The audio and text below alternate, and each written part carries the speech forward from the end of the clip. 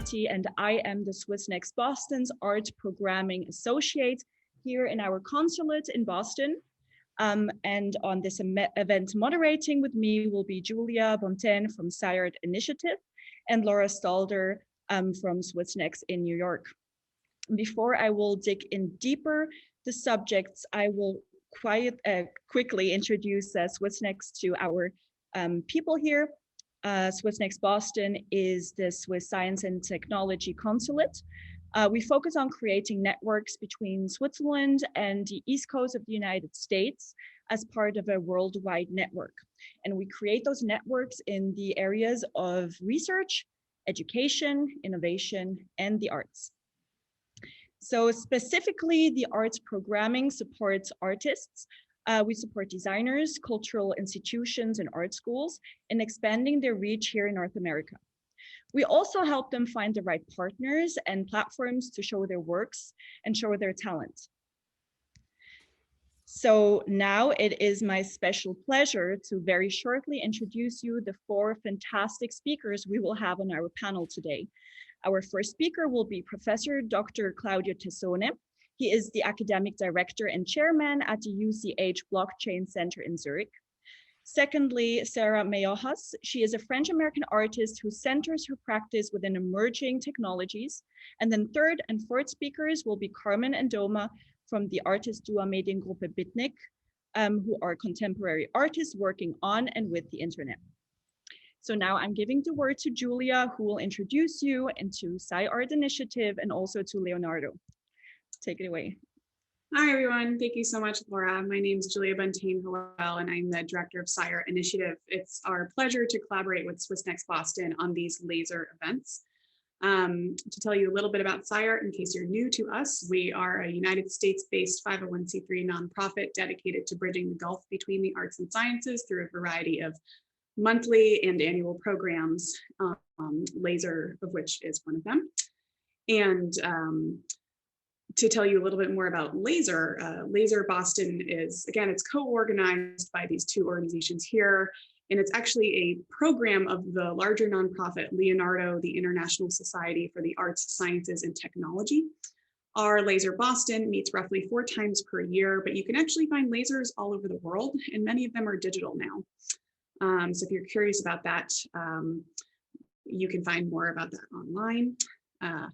And without further ado, it is my pleasure to introduce you to Claudio Tessone, our first speaker of the day. Claudio Tessone is the chairman of the UCH Blockchain Center and professor for network science at the University of Zurich. His main interest lies in the study of complex socioeconomic and socio-technical systems from an interdisciplinary perspective. Specifically, he aims to unveil links between microscopic agent behavior, the rules agents follow, and the emergent global of these systems. Blockchain-based systems, cryptocurrencies, and other digital tokens are pillars of his current activities.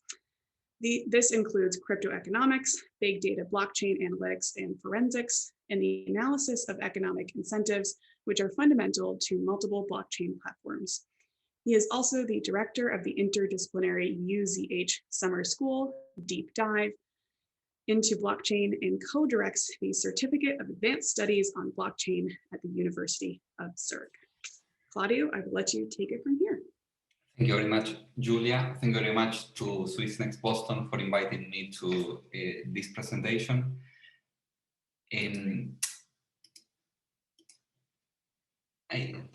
I have a difficult task now, that is try to introduce the concepts of blockchains and why they are such a fascinating subject of study in 12 minutes. So let me try to make my best try. As Julia was saying, I'm doing research in the border between analytics, data analytics, big scale data analytics, economics, and computer science. And blockchains, specifically those that are permissionless, like those that give rise to cryptocurrencies, are a very interesting subject of study because of the reasons that I'm going to explain in a few seconds. So why were blockchains created? The reason is that with the backdrop of the crisis in 2008, 2009, there was a lot of backlash to the economic system as it was working, but also and mainly to the emergence of central actors in different facets of our economy. On the one hand, you have this ever-increasing power of centralized actors that are able to verify, to hold our data and verify, for example, that the transactions are taking place, like every time that we do electronic payments. And they have unmatched power inside of the systems. Okay, we have very few of these actors. But on the other side, there is another level of centralization, that is that of who has the right of create money. Okay, and then we have very few. We have banks and central banks that in different ways push monetary supply into our economies. And the basic idea was try to to democratize in a way, to decentralize these two aspects of the economy, to create a new economic system in which everybody could be able to participate of the process of money creation, and on the other hand, to allow for the centralized network of confirmation of these payments. But there was another aspect that was very central to this discourse, that was also anonymity. People wanted that the identities to remain unknown while using this system. And so the question is, how did these premises fare? In order to answer this question, let me briefly explain how a blockchain works. A blockchain is just, in their more traditional setups, is just a sequence of all the transactions that have been ever recorded in the system. Because if you want this kind of decentralized payment network, the simplest approach that we can have in order to verify the correctness of the transactions is that everybody in the system has a copy of all the transactions that ever occurred. And this is what a blockchain is. Specifically, a block is a bundle of transactions that have been verified by someone. And the first question that arises here is, if we have this kind of system, why should someone start to verify these transactions? But if we think that also this public record contains all the transactions ever created, and in one example here at random, Fred sends to Bob one unit of the account, the question is, Fred should have received this one Bitcoin, for example, from someone else, and this from someone else, and from someone else. But if this is the complete set of transactions, when were the assets created? How? And the best thing about cryptocurrencies is that the answer to these two questions, why verifying and what is the origin of the assets, is answered at the same decision in the design of the systems, which is adding a single transaction to each block. Remember, a block is a set of verified transactions by someone. And because as a price, as a reward for verifying all these transactions, this block creator will be allowed to issue a transaction to himself, herself, and in this way, this transaction would not have a sender, but would only have him as a recipient. And therefore, we will be creating money in this way. So verifying allows you to receive the reward for creation, for keeping the system consistent. And then there are some aspects on how these blockchains work. On the one hand is that you have this information, this sequence of blocks is replicated everywhere in the network. Okay, so here in the right, what you see is a very simple representation of a node, and this overlay, this blue rhombus on top, means that the last block that is known to this node is a blue rhombus. Okay, so this is a very simple schematic representation of a blockchain. A blockchain is a sequence of blocks. The original block is this circle. there are some others that follow that contains more and more transactions that are sequentially added until the last one is this blue rhombus. And consensus is fundamental for these systems to work. So if we think that this is the network of computers that are connected to, let's say, the Bitcoin or the Ethereum system, in this representation, what we have is that all the network nodes have the same local copy of the blockchain, because all of them know the same sequence of blocks until the blue rhombus. And this is exactly a situation in which we would like to be. Why? Because in this way, we know that all the transactions are known to everybody that is connected to the system. So in a way, everybody trusts all the set of transactions. And this is why keeping this kind of configuration is optimal for the system. This is not an optimal situation, because here you have that different nodes have different histories of the blockchains. And what happens here is that a fork has occurred.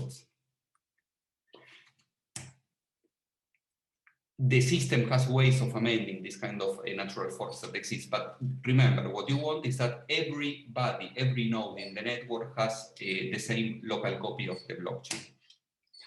So the question that we have with this kind of system is whether this really represents a decentralized economy. When you look into the data, and this is the kind of research that we are performing with my group, what you see on the one hand, as you perhaps may have heard, is that there is a lot of power concentration in terms of who is able to create these new blocks. Okay, this is one kind of concentration that emerges naturally in these systems, and which means that fewer and fewer actors are able to include information inside of the blockchain, and therefore the decentralized nature of the verification process is certainly at risk. On the other side, what you also observe is that actually the amount of miners, and miners means the people that is being rewarded for the process of creating new money, is always shrinking. This number is constantly, and in all systems, always reducing in size. So this dream of having a decentralized system where everybody is able to create also money is also not there. Another aspect of this is also that there is an increase in concentration of wealth in the system, because you have more and more people trying to buy into the systems and receiving less as always smaller parts of the total supply that these systems contain. What is very interesting as well is that when you start to analyze the data, exchanges are actually outside of the systems. Exchanges only do not record all the information inside of the blockchains. However, as part of our analysis, we see that the way in which all these individuals, all the users of this system exchange value through transactions in the blockchain is a very good predictor for price movements. What is interesting is that over time, new and new assets were created on top of these systems. And for example, you may have heard that tokens it's possible to create tokens as well on top of these systems that are not the natural cryptocurrency, but other units of value. And what we see is that the economic processes that lead to concentration of wealth or of centralization of power inside of the systems are even more accelerated in these tokens. Okay. And what we also see is that actually the consensus can fail and what is worse, can be exploited in a way by specific actors. Okay. The final thing, and I only show this because it is a very nice plot, is that with respect to anonymity, these systems show that actually because of the patterns of usage of the different users, they disclose a lot of information constantly about their identity. And having proper representations of these users is a possibility thanks to a family of heuristics, but mainly to the statistical regularities that the large amount of users just produce because of the way in which they use the systems. And there are a lot of problems and reasons on why this is happening, and specifically the incentives, that is a central part of our research, is a fundamental part of it. The last thing that I want to say is that actually existing blockchain-based systems are not the panacea. Actually, they failed at the way of delivering the promises that they were, the narratives that they were creating. But at least they represent a very interesting opportunity for us to learn. Blockchains, being these ledgers, save a lot of information about economic processes and at the end of the day of parts of our society. And we all know that economy and society are complex systems, and they cannot be controlled in a very simple and rigid way like the rules that have been applied to the first generations of blockchain-based systems. And what I am really waiting for, and this is what our research leads to, is trying to have an adaptive design to blockchain-based systems, guided basically by interdisciplinary understanding that are fundamental in order to release the potential of this technology. Okay, and what I was saying is just the beginning. Okay, this is a final plot that I have that is a very comprehensive taxonomy of all the traits that blockchain technologies have. And what I was talking about in these very few minutes is only this part. So there is a lot of potential to unveil several things related to blockchain-based systems. I will be more than happy to discuss this with you. Thank you very much.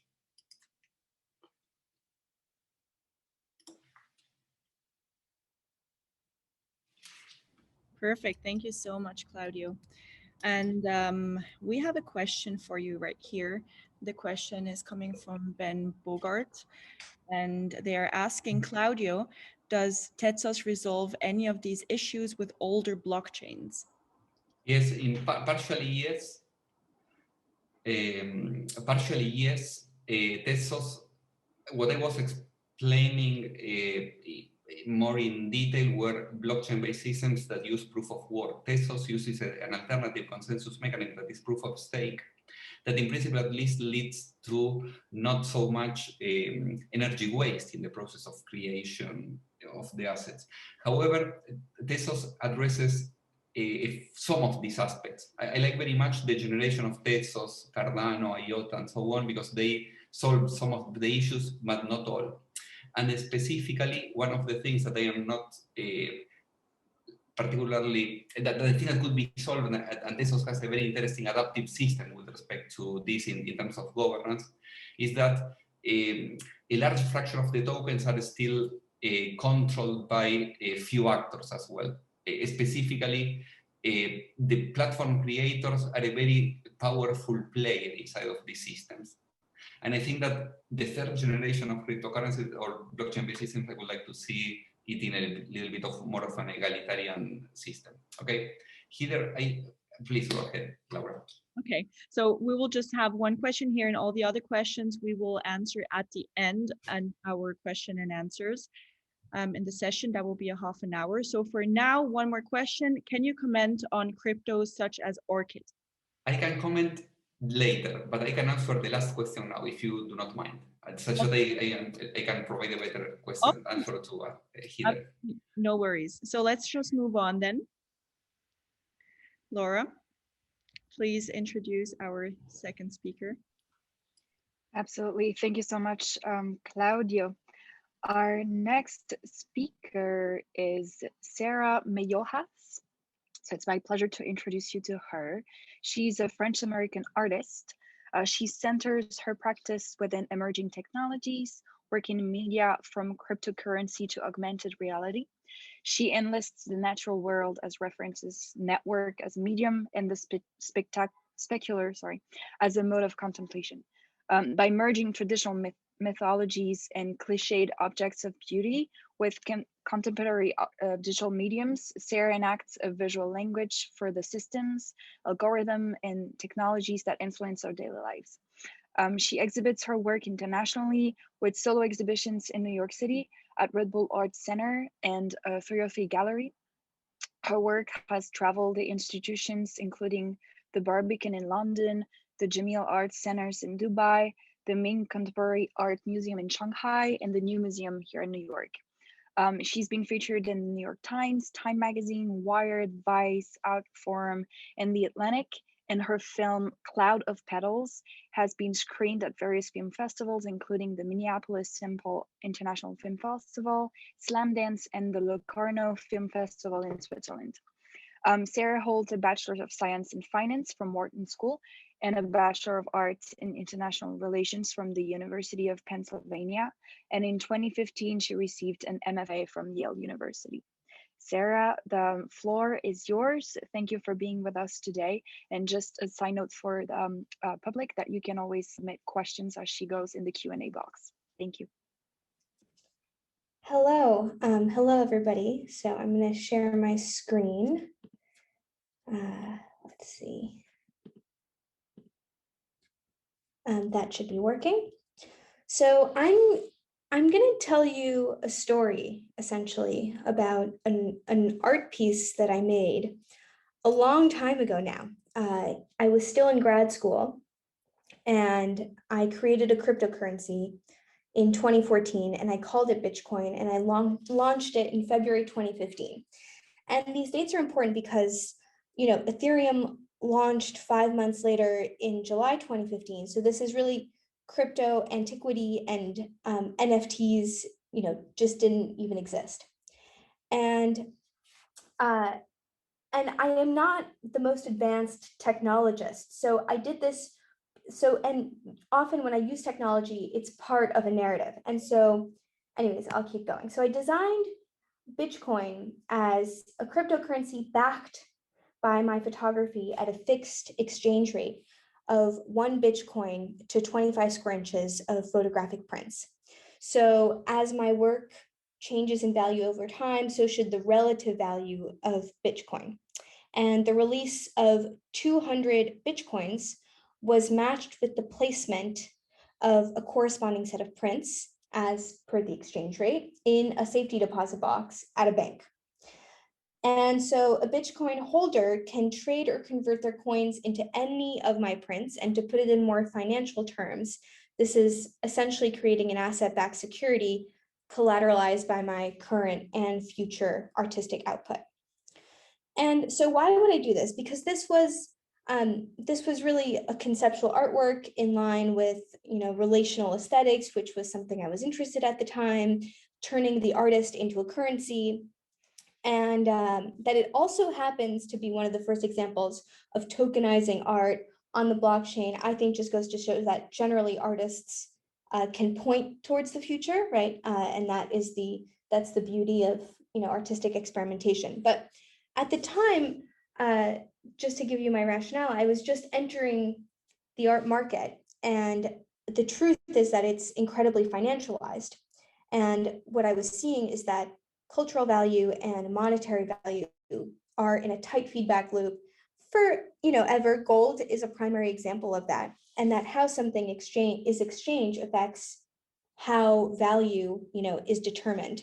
And this is not the rationale behind doing something like this and doing some of the other projects that had to do with financial manipulation later on is essentially taking the logic of a system to the extreme. And that's a way of making it visible. You know, capitalism and money are like these great abstractions that have very real effects. Blockchain too. And so I'm basically pushing something to the extreme, inserting myself into a system, and then, you know, making it more visible. So I did this at the time.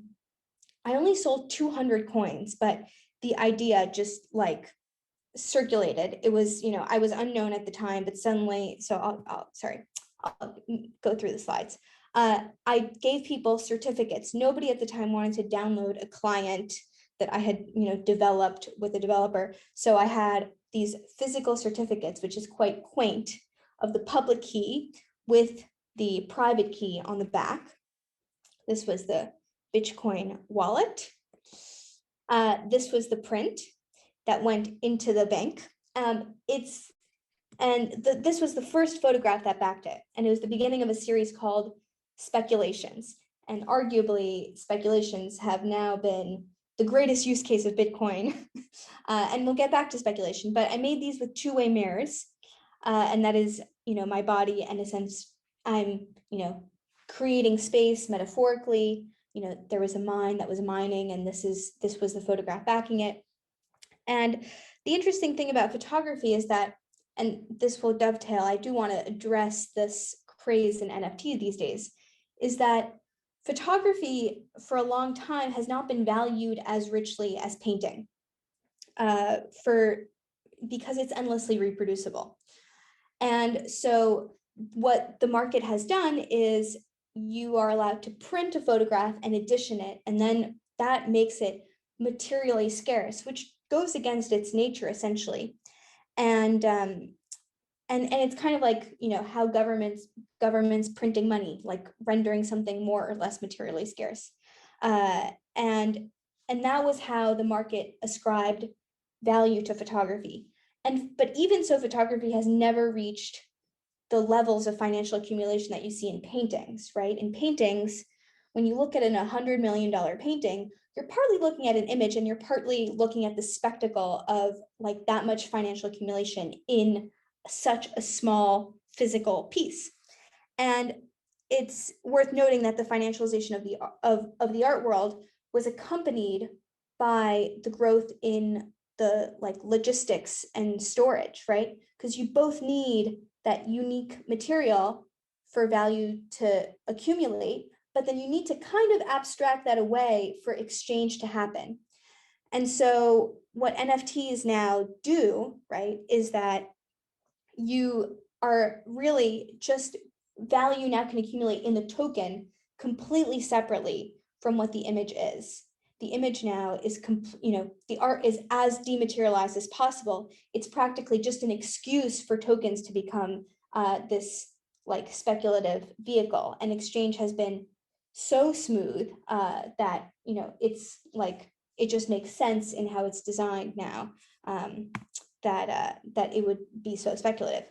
So this is an image which I find quite humorous of CoinSpeaker. And at the time, my endorsement of Bitcoin was higher news than Larry Summers's endorsement of Bitcoin, which is quite hilarious. And so yeah, so it's interesting because I created Bitcoin at the time to make a commentary on the art world, and since then, it's kind of become reality, right? Now, the truth is that these NFTs are very much like Bitcoin. The only difference is that they're supposedly unique, they're non-fungible, though when an artist mints an edition of 700 of the same image, that image gains currency. And it's also worth noting that the artists that have become most popular engage in what this practice they call everydays, posting every day, which is kind of like, I think that's like a totally ridiculous thing, but it does mean that that the work gains a type of currency, and so it's now kind of become reality, for better or for worse, and yeah, it's kind of amazing, and I would love questions because I like to, dialogue rather than lecturing is my MO. So yeah, that's it for now. I don't know if. Oh. Thank you so much, Sarah. Yeah. Your wonderful presentation, very interesting. I'm very sure everyone agrees. So there is right now one question for you, and it is Bitcoin still making returns for you? So yeah, this is a very funny question because the fact that it's backed by my photography means that there is essentially a built-in exchange rate in a sense, because I sell my photography for dollars in traditional galleries. And so in a sense, Bitcoin has increased in value. It's like doubled, right, in the last sort of few years. And at the time it was like somewhat inflated given that you could, buy a small piece. Anyways, so it has increased, but I haven't released new ones. And I am like totally on edge about whether I should or not. I'm like totally on edge about whether I should kind of mint some as NFTs or if that's kind of just cashing in, or I have some other ideas about playing with like the medium of NFTs and the way, these auctions are these, like performative moments where people are just, bidding each other, bidding up the price. Beeple is like the Donald Trump of the art world. He's just like came in, broke all the systems, he's like watching Fox News and CNN, and it's like regurgitating our media landscape back to us. And the buyers of that Beeple like were his previous buyers. And so there's a complete price manipulation in that as well. So I'm like very hesitant about getting back into the fray of it. Okay, I hope we will get back to that in the question and answer at the end. For now, I'm asking Laura to please introduce our third and fourth speaker for their presentation. Absolutely, it is my pleasure. So our third and fourth speaker together are Carmen Weisskopf and Doma Smoljo, who founded Mediengruppe Bitnik. Carmen and Doma are contemporary artists working on and with the internet. Their practice expands from the digital to physical spaces, often intentionally applying loss of control to challenge established structures and mechanisms. In the past, they've been known to subvert surveillance cameras, bug an opera house to broadcast its performances outside, and physically glitch a building. In 2014, they sent a bot called Random Darknet Shopper on a 3-month shopping spree in the darknet, where it randomly bought items like keys, cigarettes, trainers, and ecstasy, and had them sent directly to the gallery space. Carmen's and Doma's works formulate fundamental questions concerning contemporary issues and are shown internationally. Carmen and Doma, the floor is yours.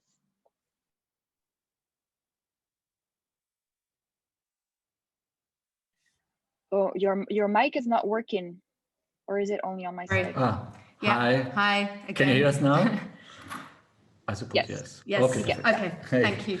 Yeah, thanks for having us. It's a great pleasure to be here. We'd like to talk to you about two of our works which kind of involve crypto and blockchain. I think our interest in crypto and blockchain began with a work that Laura already mentioned very briefly called Random Darknet Shopper. This was a work we did within an exhibition after a longer research into darknets and internet subcultures. This again stemmed from an interest in kind of anonymizing networks after the Snowden revelations in 2013. We spent about, for us, the Snowden revelations kind of felt like we were losing our digital Heimat, our internet, to mass surveillance practices. And so we spent a lot of time kind of using artistic practices to look into how people were using darknet structures, subcultures, collaborative practices to kind of find a different way of being within digital systems. And we ended up curating a whole show called From Memes to Onionland, an exploration at Kunsthalle St. Gallen in Switzerland, together with Giovanni Carmine, the curator there, and next to 12 other works by different artists, which talked about different issues like identity, anonymity, trust. We also realized a work called Random Darknet Shopper. So basically, I think we were kind of like interested in these kind of like shopping structures on the deep webs. And the main question was basically, how do you trust each other if you don't know to whom you're speaking, because like on the deep webs, you don't know where the server is hosted, you don't know who the seller is, you don't know how these things work really, or where stuff is located. So how do you make kind of like, how do you enable trust within like encrypted systems? So for that reason, we basically brought up this bot. I wrote a small piece of software which would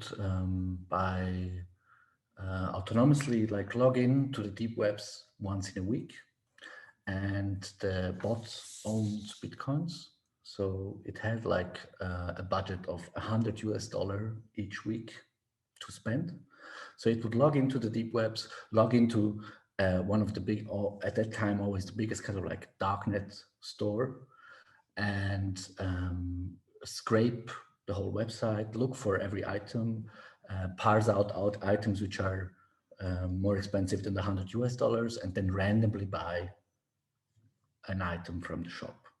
And it would also write an email to the kind of like an internal PGP encrypted mail to the seller, asking them to ship them directly to the gallery space. So basically it was, you know, you have like this lake of darkness, and from time to time, like an item would pop up and being sent like to the exhibition space. So what you see here in the image is, on the right is the random darknet chopper, the bot. It's just like a computer which owns Bitcoins, has Bitcoins, and executes itself once a week. Yeah. And to the left, you see the vitrines waiting for the items to arrive. So this was a 3-month exhibition, and this meant we had 12 weeks, 12 items that would be shipped to the exhibition space. And the items would just arrive, they would be unpacked and placed into the vitrines. And this meant that we, over the course of the exhibition, received a kind of maybe a landscape of items from the darknets. The first items you just saw were Fire Brigade master key set, cigarettes, a fake handbag. For $100.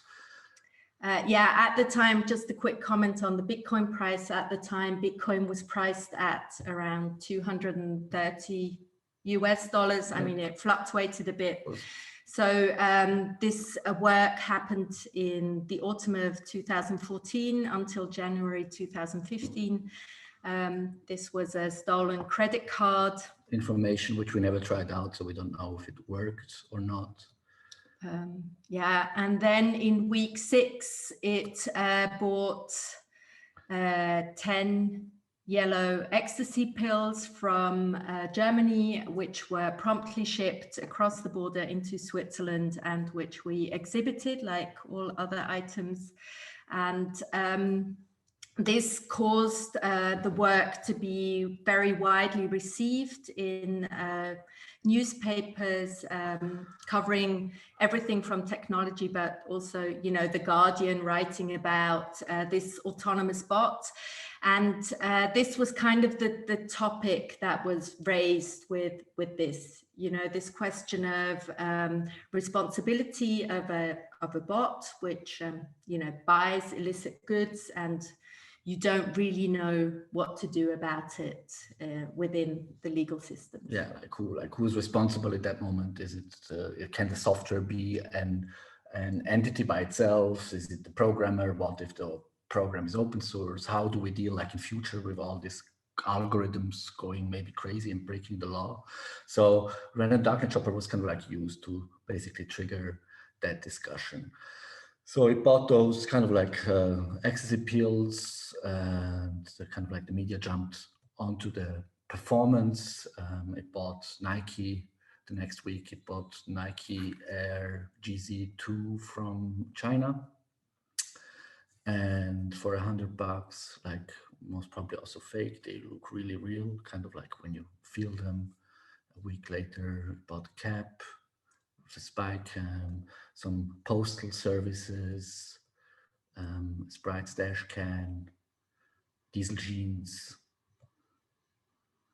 And a passport scan, kind of like a very low res JPEG file, which you can use basically to claim identity online. So many of the kind of like online services nowadays are asking for verification or proof of identity. So this stuff is just like floating around. Yeah. So.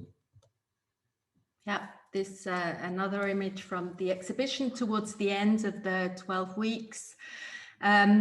So over this performance time, we kind of had a very wide variety of items arrive from the darknets, paid for by Bitcoins. And the day after we dismantled, took apart the exhibition, the Swiss police came in to seize the work and arrest the robots. This for us in a first moment was very confusing because at that point we weren't expecting this to still happen. And we were quite worried about quite a few of the items the bots had bought. It turned out that the public prosecutor was especially interested in the ecstasy, the drugs, and yeah, we were then summoned for questioning. Can you do the next? Oh, another one. And people on the internet made jokes about this performance art robot getting arrested in 2015. And we tried to talk to the public prosecutor about the value of artistic practices in kind of as a thinking space, also about what's happening within a society with technologies, and that we felt that we were raising questions that were really important, and that these needed to sometimes, you know, kind of push the law a bit. And in the end, the work was released back to us after about 3 months, and we were not prosecuted for having bought drugs. Our robot was not prosecuted for having bought drugs. Like in Swiss law, there is something like freedom of art, and the prosecutor said like that he kind of like trusts us, that we didn't want to kind of like sell the art, that it was kind of like that it falls like within the thing, but as a state that they needed to act properly and that they couldn't give us back the drugs we asked for because we said it's art and we wanted our art piece back. Mm-hmm. Yeah. This was kind of our starting point, maybe into this blockchain crypto world, and it stayed with us over the years. And just quickly, a very quick look into a second work we've done. This was a cooperation or a collaboration with Omsk Social Club here in Berlin, where we're based around crypto mining. And we used, basically the idea was to use the browser mining functionalities of Monero to power and execute crypto raves. So in this collaboration, we programmed a website where you were invited to mine a ticket to participate in a crypto rave. So basically you would donate your CPU of your computer to be able to participate in a rave, like in a kind of like a real IRL rave. And only if you did this, you were allowed to see where the rave would happen. And you also, you did not only unlock your entry pass, you also received a new identity for your participation in this crypto rave.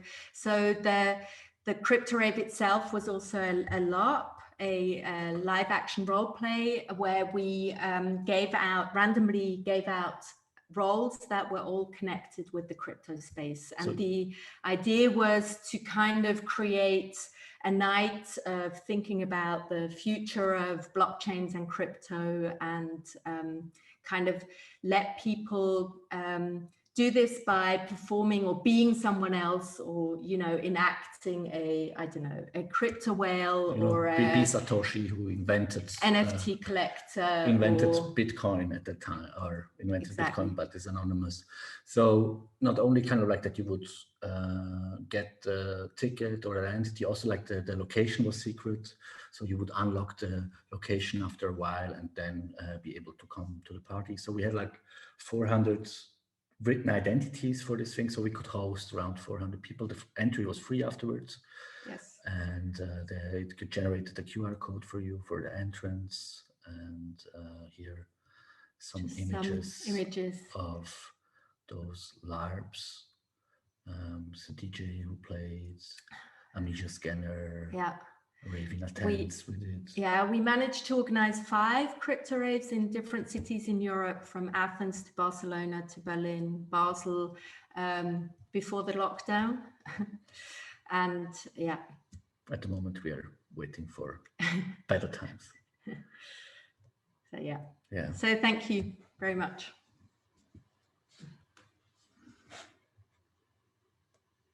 Mm-hmm. Thank you so much, Carmen and Doma, for your presentation. Very, very interesting insights. Must have been very fun to working on those projects too. Yeah. So the first question I do have for you is, are there any conversations with the justice system? After the random darknet chopper? Yes, we were summoned by the public prosecutor and had about probably an hour's worth of conversation with him about freedom of art and autonomous devices and robots, and how they should be treated within the law.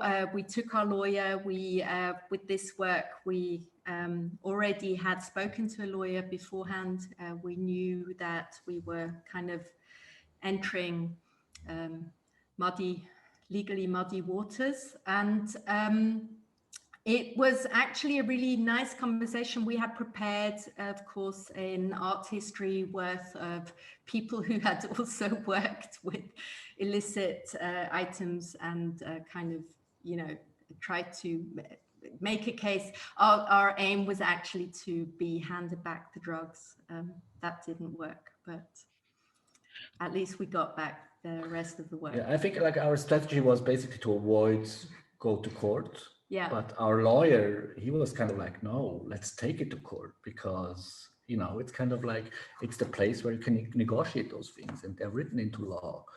And yeah, but kind of like we try to avoid that, and we're kind of like happy that the public prosecutor also kind of like understood that they were part of the performative work also, kind of like at that moment. And he took that really serious, and he said like that he strongly believes that, like, you know, it kind of like raises fundamental questions within his field. So he's very interested in those topics, and kind of like acknowledged the value of the piece somehow, and kind of like let us go also. Interesting. That. Seems like you really opened Pandora's box there. So now, please, Claudio and Sarah, turn on your cameras, join us here on stage, virtual stage, and then we will start our open Q&A session. Open my camera. I cannot open my video, sorry.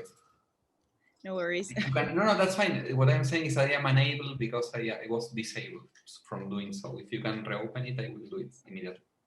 Oh, that's weird.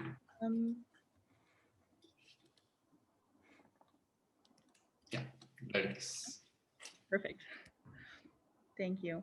So I have my wonderful helpers and fairies in the background who will sort out all of your questions, and I will just be shooting them to you. And let's hope for vivid conversations and interesting questions. So I am jumping in and I am asking for Sarah. The question is, what's your view of the future of NFT? I saw you answer that in a question box, but I still ask you to jump into that question right now. Yeah. Well, first thing, we are in like maximum hype. You know, there's going to be a crash. Part of it is because Bitcoin and Ethereum have had such an increase in their price that has second order effects where anything associated with it also kind of becomes more expensive. So it's going to crash, but that doesn't mean that NFTs are going to go away. They're going to stay, in my opinion. I do think that, I have some predictions. I hope that things can be like, that there won't be one company like a Facebook, that becomes a dominant platform where all transactions happen. I do think that there can be kind of niches, and that's the hope for like Web 3.0. And I do think that NFTs like can work with that. I think it's very exciting, to be honest. Right now, it's just for like digital pictures and videos, but it's going to extend to text, to music, and it's going to allow like a tighter feedback loop between creators and consumers. Right now, there's no good way to consume these things. Like the fact that this has been like almost like a financial innovation, in my view, means that all of the platforms are just focused on trading and buying and selling. But eventually there's going to be, fun ways that people will just scrape, the Ethereum blockchain for all of the NFTs and create like a searchable web of things over time. You could go from collection to collection, like things will emerge that I think will be more geared towards consumption and towards non like crypto kind of users. Right now, the audience is very much crypto people. And I do hope that it can expand. I am wondering, how are your thoughts on the alignment of the actual analog art market and the NFT art market? Alignment. Or like major like differences, like where do they meet, or where do they essentially drift? Yeah. So, Christie's did a Beeple sale. Christie's was like the marketing machine here. Like it was kind of putting the two worlds together and creating a lot of buzz. There's disalignment in the fact that these are completely different audiences. The people buying traditional art and the people buying NFTs are completely different. Is that going to change? Are they going to get closer together? Like maybe. Definitely the traditional art market is going to cater to these consumers because they are spending meaningful amounts of money. And the art world generally has had, even just in the last year, had like they've had to kind of move more online. So I think they're going to get closer. Right now, they're worlds apart, but I do think that they will get closer. Okay, thank you. So the next question is for Claudio. And the question is, do you think we will see any CBDC in the near future? Mm-hmm. So certainly, I mean, most likely the Chinese will take over the space very soon. They're very good at implementing at a very fast pace this kind of innovation. So here in Switzerland, the SNB has been thinking of pilots and actual implementations of a CBDC, and is one of the more advanced countries also as well in this regard. It is just a natural evolution. I think that if there is something that cryptocurrencies proved, is that people really want means of payments, but actually that there are smarter means of payments. I think that what Sarah and also Carmen and Doma were explaining before as well point out into that direction. I think that you can do many more things with these means of payments that credit cards were just pale in comparison. Right, thank you. Now the next question is for Carmen and Doma. And the question is, for the Bitcoin rave, how many people came and how did you circulate or promote the event? Any anonymous networks? Yeah, I mean, like it was an online event, so it's just like started to share the links around those things. Started to kind of like we just show up with this website and hope that the website is kind of like nicely designed enough it would make its own rounds within the scenes, and normally kind of like the cities would pick that up. You know, if we did one in Berlin, we would be kind of like not sold out, but like we would get like 200 people or 400 people, and we also collaborated with other institutions, which kind of like started to make buzz about the thing, and then we hoped kind of like for response. Of the and the events were site specific to each city, so they were, I mean, they were a mixture of commissions by institutions based in that city, but then working with local producers also. Exactly. Because I mean, like for us it's hard from Berlin to organize anything in Athens, you know, kind of like working there with the key players of the rave scenes also. Exactly. And in terms of participation, it was, I'd say, between about 100 and maybe 20 to 400 people. This also depended on the venue we had in each city. Usually there would also be like art inserts, which now we didn't talk about, where we invited artists to kind of site specifically also react to the local crypto scene. And I think for us, it was also maybe the idea also was to maybe do something a bit more than exactly what has happened now with these NFTs, that where we kind of see only very limited things that you can do with the blockchain and crypto space is actually happening within the art world. And I think that was kind of our idea. I mean, for many people, this website, Mining Monero for the ticket, was the first time they ever got in contact with mining. You know, we would get emails by people going like, oh, I pressed mine and then my fan went off, and, you know, is my computer broken now? And that was kind of what we wanted, to get people to actually, you know, experience this space. And but, you know, because we believe that art can do that, it can kind of involve you in a different way.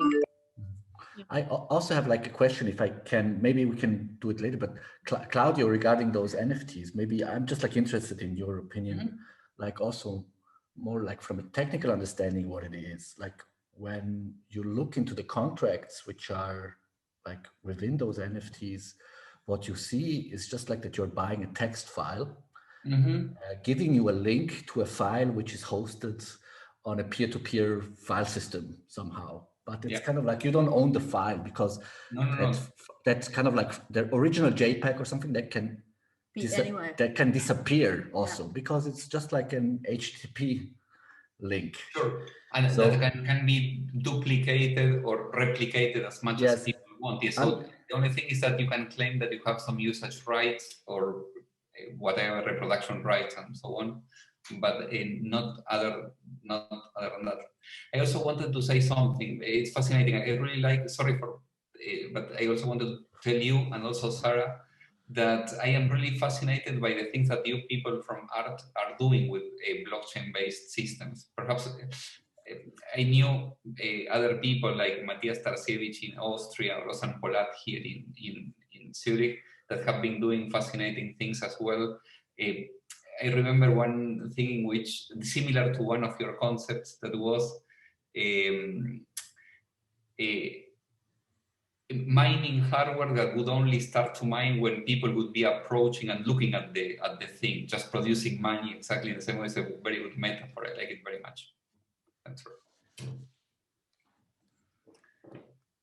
Beautiful. So the next question that I'm having here is for Sarah again. And the question is, will NFT really change the art infrastructure if we have the powerful players like Christy investing into NFT infrastructures? I mean, yeah, kind of like the question before. Christie's is good marketing, and they're just trying to get into the business. I think Christie's is somewhat irrelevant to whether NFTs, take off or not. They're just trying to get a slice for themselves. I do think that it will have some changes, mostly in digital artists. It's not that their work didn't have value before. It's that their work now can become a tool for speculation, just like 20th century modern art paintings can be a tool for speculation. That's the difference. It's a financial innovation, and in a sense, it will draw a lot more attention. More people might make more digital artworks now because they hope that they can be remunerated for it. So I do think, yeah, I do think it's positive. Yeah. So the next question is for everyone. How are you feeling about resource use in crypto change using POW? What is a reasonable carbon footprint for art? Yeah. Okay. I'll jump in. So first of all, there's been like a lot of talk that Ethereum, which is what most NFTs are on, will change from proof of work to proof of stake, which has like big implications for for the carbon footprint. Maybe Claudio can speak to this more. I am like not sure how far away this is, when this is going to happen. They've been talking about it for a while. It's unclear. So that's one thing.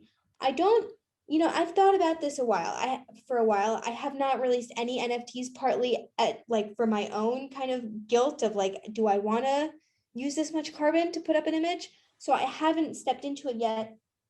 But I don't think that we should like stop the development of this because we don't have like the most efficient system yet. And we do have so much work on like creating, on renewable energy anyways, to do like, this is like such a tiny sliver. It almost feels, and so many other things have carbon footprints that we just can't measure as well. So it does feel like a little bit of like self-flagellation to be like, no, like we're going to stop this. No, it's going to happen. People are going to do it. We just need to learn how to do it in a better way, and also have a lot more renewable energy available. So that's kind of my hot take. I can continue if you don't mind, Carmen and Doma. Sure. So I had to go too fast, but remember that I said something in my presentation. You have this whole list of transactions that ever occurred, and then you are rewarding people for doing the job of verifying the transactions. Okay, remember, and the reward is being able to add a new transaction in which they are given some amount of Ether. We are talking about Ethereum here, and this is proof of work. There is something that is usually never discussed, and it is very important to bring it into this answer now. The amount that should be the reward for that task has nothing to do with the technology. It's a completely arbitrary decision by the creators of the system. And the point is that all creators, Ethereum creators, Bitcoin creators, and everybody that followed those paths, thought that scarcity is fundamental, and actually the limitedness on the total amount of tokens is fundamental for incentivizing people to participate.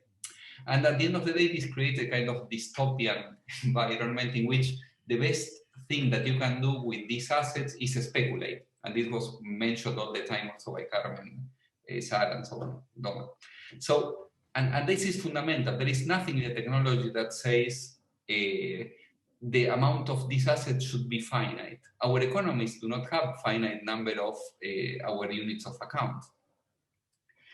And what this creates is, we are talking about carbon footprints. because everybody has the incentive to mine as much as possible, to mine fast, because in 10 years from now, the reward will be lower, there will be no reward, and so on. And this is a completely arbitrary decision. I think that the only way, I like very much NFTs and so on. I think that they can democratize eventually, but these kind of markets. But in order to democratize the markets, we need to create a decentralized economy, one that does not have the levels of concentration that these economies have. And there is a very simple way. I mean, if all of us sit together and look into the Bitcoin code or the Ethereum code, source code, we will find that we only need to change 10 or 20 lines of code in order to completely alter the rate of supply. But nobody does it. And if they want to preserve the status quo, it's exactly because it is a very speculative asset. And this is where the intentions of the creators and how eventually the system develops has a completely non-trivial interplay that is, to me, fascinating from the research point. Thank you. Yeah, I'm like, for us, like most of the answers have been like covered like in the two things. That one feeling for us is also that we kind of like, we are really looking forward if like Ethereum, for example, makes that change to proof of stake, trying to kind of like implement that system rather faster than kind of like wait longer. And yeah, I mean, like for us, kind of like with the carbon footprint, is it's also kind of, you know, if you try to sum up like how many flights it needs to take to sell a piece, you know, the artwork by itself, it's not kind of like carbon neutral at all. You know, it's kind of like it uses so much energy and time, and pieces, artworks travel from art fair to art fair. People go to that city. It's also kind of like, it also produces a lot of kind of like, yeah. Thank you.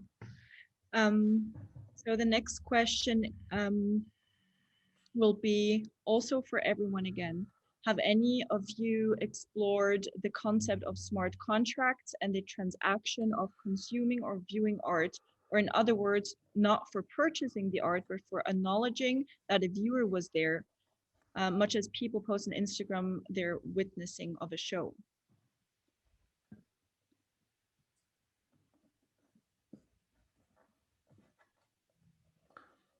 I think that it is more for you people, because I could think of how to implement it, but you will have a practical use of it.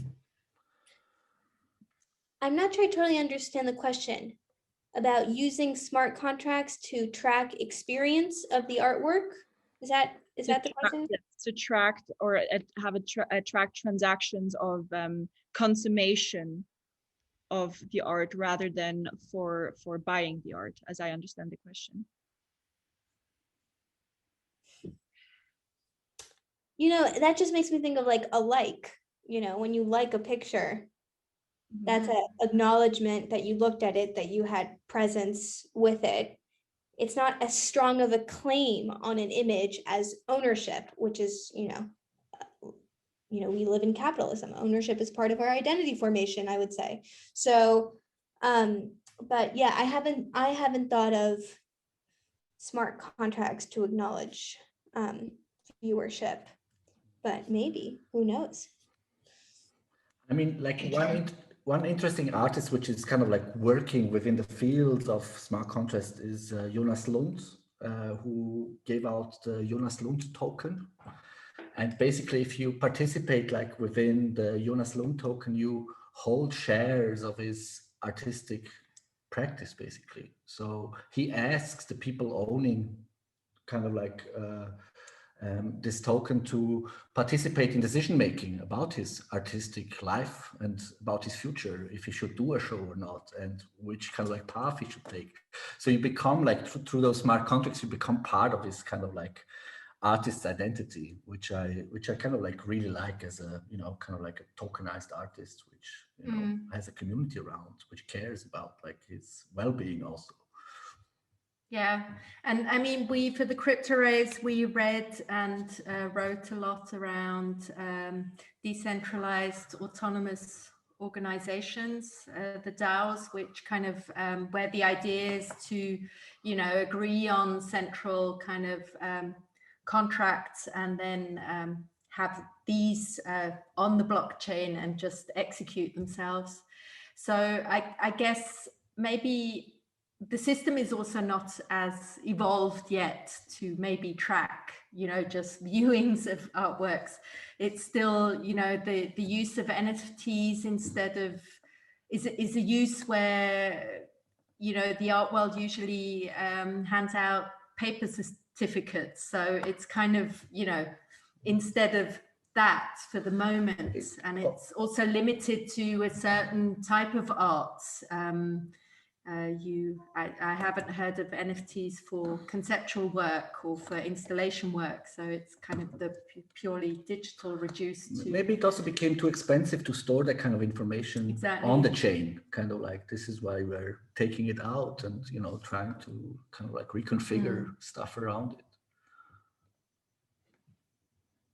So now when we're not only talking about viewing art, but we're talking about producing arts, creating NFTs, selling them, for me, one of the like best and most sustainable aspects for selling NFTs for the artist's perspective of the artist is that most sites like Super Rare, Nifty Gateway, etc., they will reward the artist for eternity every time his art piece is being sold or bought, and they will have a certain percentage of their own artwork. So ownership has such a new meaning in this art world.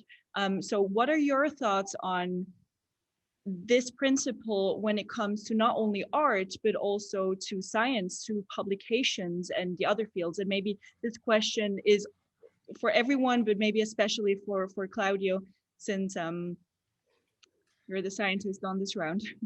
Thank you very much. I think that in general, and I have to catch up again with the thing that was said in the previous answer as well, with respect to, for example, rewarding attention that a specific piece produces. And this can also be with respect to science as well.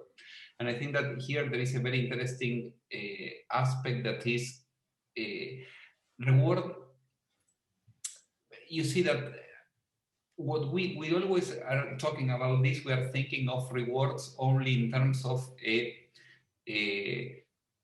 monetary one. So it's just a payoff that you obtain in a single, if you allow me to say, dimension, okay, which is money. Okay, this is what I am being paid for my work, what I am being rewarded because of my scientific creation.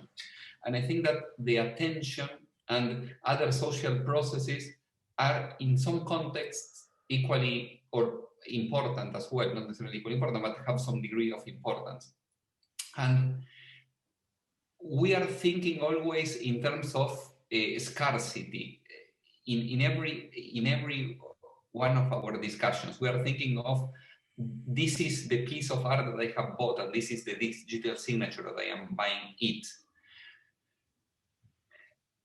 And this is just a very simple reflection of our physical world. When we pay one Swiss franc in the bar to buy something, I am using a coin and I am receiving what is the rest of this economic exchange.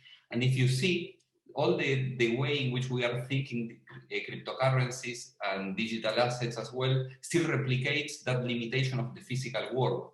But there is no reason for the digital assets to be scarce or to be conservative, that the exchange is conservative exactly in the same way as the physical counterparts, okay?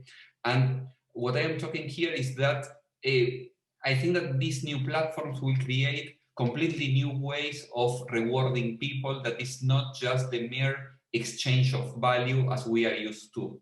And what I have to say is that all the incarnations, all the blockchains that we have been talking about still miss this. I think that this is a completely new dimension in which we will be able to implement things in the future in which we are not anymore limited to the mere exchange of value between parties. And I think that this also applies to science and art and any kind of human activity at the end. We have to stop thinking that there is only a single way of rewarding us. Okay, payoff, economic payoff is just one of the dimensions. We will find new and we will develop new. Yeah, very good thought. Thank you for sharing. So I am going to hop onwards with the other questions now. For Doma and Carmen, were you surprised at some of the conversation that came up as a result of your work?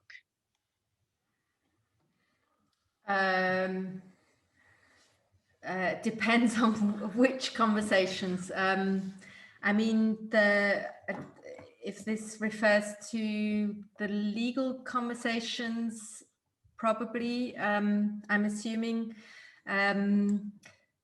We've done quite a few works that have produced quite a few papers within the field of law at universities, which is always very strange to us, because it's not the purpose of the work is not to kind of discuss topics within law, but we do see that when we as artists work with technology, we quickly reach the borders of kind of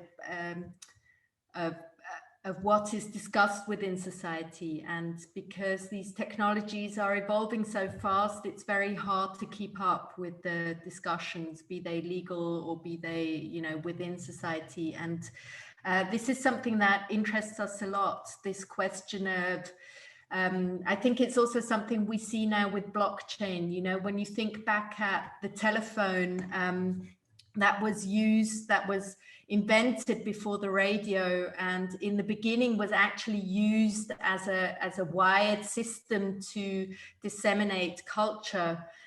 So because you couldn't call anyone, so people installed telephones in their houses to remotely listen to the opera or remotely listen to a theatre performance, and there were orchestras playing for the telephone network. So it was essentially a radio that, you know, was just wired. And then the radio was invented, so the telephone became this person-to-person thing where you could privately talk to somebody.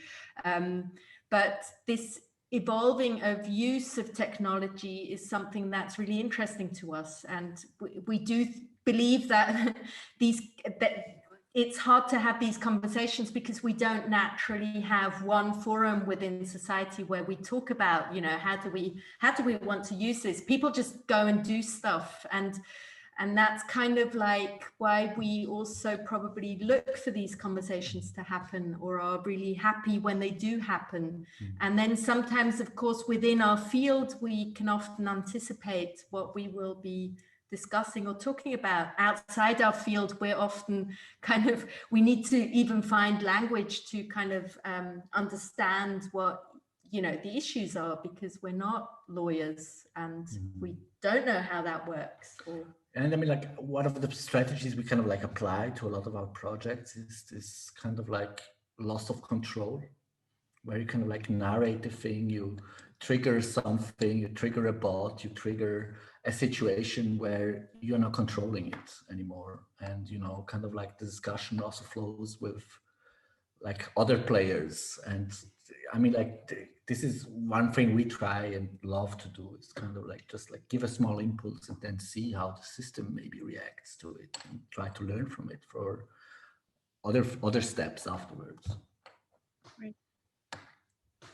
So then the next question is more a practical question for Sarah, for all the future NFT artists out there. Is there any special courses that an artist can get online to become able to make NFTs? And what platform is the best for visual artists? So there are a few. I think that if you just Google like how to make an NFT, there are definitely primers available. There are a few platforms that some of which you've probably heard of. There's Nifty Gateway, there's Super Rare, there's OpenSea, there's Foundation, and they kind of all have a little bit of a different vibe. You know, OpenSea is kind of like the eBay of NFTs, and Foundation is much more curated.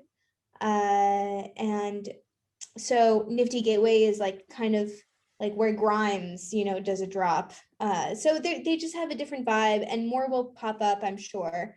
So just whatever you make, try to see, you know, look around. You know, have fun. I mean, I know it is very hard at the moment to get into some of them. Well, obviously Nifty Gateway is like for already like very high end artists who are already known. And I know of my own experience from artists, friends of mine, it's hard to get into Super Rare. So yeah, well, the easiest one is on OpenSea. You can create your own profile and put your things up.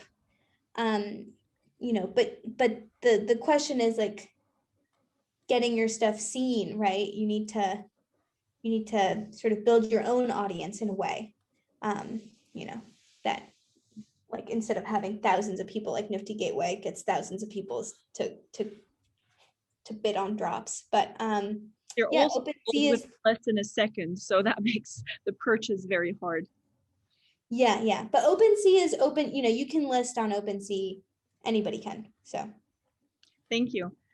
So, and then the next question is for Claudio, and this is the question that I initially asked in the Q&A in the beginning. So, and I'm going to ask you now again, can you comment on cryptos such as Orchid? Well, if the question refers to Orchid as the VPN one, I think that there have been other, the one that serves a decentralized network of VPN service. I think that there have been other, let's say it's an idea that has been explored before, like for example with a Namecoin. In a way, it is a service that is offered and rewarded through the blockchain. I think that the main problem there is, like with all the blockchain-based systems, is gaining traction in terms of user adoption. Always, you always need a fully decentralized system. It's important. It's not nice to have. If you do not have a decentralized system with a lot of participants, the system is not as trustworthy. You have a lot of problems that because the system is not prepared to that. Okay, and the problem that I would also like to mention is that even when the system grows too much, the system stops behaving as it was designed. So there is a sweet point in which you have some sort of decentralization, some sort of distributedness, in which it works as advertised. Finding the right working condition is not always good because there are things that affect the way in which the systems work. Right. So I think we have time for three more questions. There is a question from Amelia. She asks, Sarah, what kind of conceptual projects are you thinking of for your NFT work? I'm still cooking up a project, and all I will say is that it will be called the non-existent token, and it'll be clever and funny. But I can't reveal anything more because it's not built, and like, you know, this is public, and you know, but yeah, I think I want to have a little bit of fun with this medium of these auctions and the speculation, and like make that very clear that that is what it is. Okay, we're very much looking forward to it. In the loop. So one last question, and I would love everyone to answer this question individually. What are you most excited to work on as your next project, and why? Well, obviously you just said that, but maybe there's a project you can still share with us. Yeah, I've been working on a few things. One is I've been writing a script to make a movie, and it's an adaptation of the myth of Medusa set in the contemporary perfume industry. And it has, yeah, so that's kind of the biggest project closest to my heart, nothing to do really with technology. And another project that kind of I had to put on pause because of COVID was an augmented reality project where there's a physical piano in the space, a grand piano, and then in HoloLens, there are digital birds and watercolor effects that land on the piano and trigger it to play, and it's generative music. There's spatialized sound, so where the birds travel, the sound also follows them. And it's been a total headache to make it. And then COVID meant that no one was going to be putting on a headset. And so I'm really looking forward to, being able to put people in headsets again. Yeah.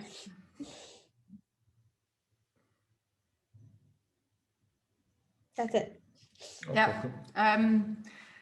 Yeah, we're also working on different stuff at the moment. We have some exhibitions coming up, which may or may not happen, but which we're still planning. But I think just because it's from today, what we're really excited about today is that we just received news that research project we applied for within the Swiss National Fund was granted today. And so we'll be working on the topic of what we call latent data, this question of data and its interpretation, and kind of the question of how data is not fact, how data shifts depending on how you visualize it or how you talk about it or which data you choose. And we're really looking forward to working on that. Interesting. Well, I could say something related to research and say that we are creating a blockchain observatory, but I will not say that. I will try to say something related to that has as much as art as someone that comes from physical sciences can do. Okay? So what we are building is something that I am particularly fond of. We are creating this is a Raspberry Pi. Many of you may know them right there. We are creating a cluster of Raspberry Pis that has a screen on top of it. Okay, this is replaced by a screen. Okay, and we have a private network of blockchain consensus there. And what we want to do with this is basically create a very dynamic visualization of all the problems that the consensus has. So we are looking, for example, these kind of things that we were talking about, centralization, and matched power by a single actor that creates all the blocks, rogue actors inside of the network, and so on, create a very dynamic look and just to explain people. And I think that how these systems work, which are the weaknesses and also the strengths. And I think that it would be more than happy to receive your feedback because it can be fun to work with. Cool.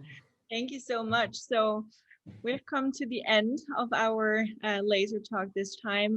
Thank you so much to our panelists, and thank you so much to our attendees. It was a great session. Each of your presentation was mind-blowing and super, super interesting. And also to our attendees, thank you so much for the many questions that you have posed. I really love that session a lot. And we'll see you in like 2 or 3 months for the next laser. And until then, thank you and bye.